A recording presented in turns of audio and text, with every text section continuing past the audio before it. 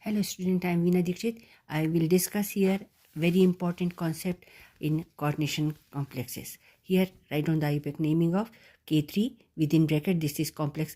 This is positively charged K3 and K positive 3 times. And here CO C2O4 whole thrice. That is 3 times C2O4 ion. That is oxalate ion within bracket. So this is complex ion. This is counter ion positively charged.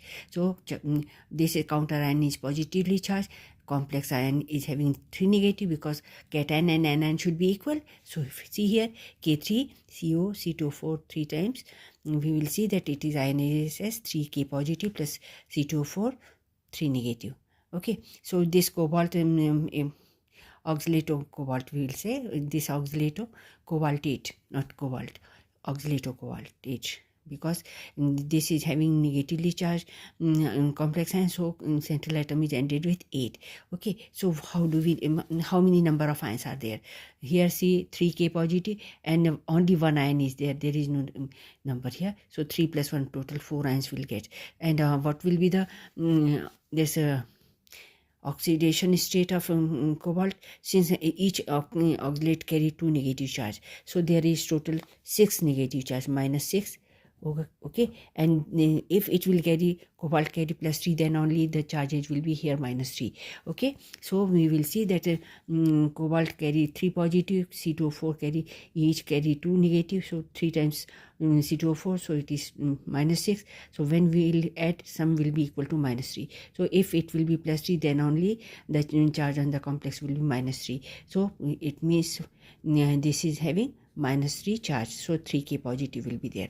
So cobalt oxidation number of cobalt will be plus 3, and this coordination number will be 6, because this is bidentate ligand. 2 donor atoms of oxalate ion are around cobalt, so total 6 donor atom of due to oxalate ion.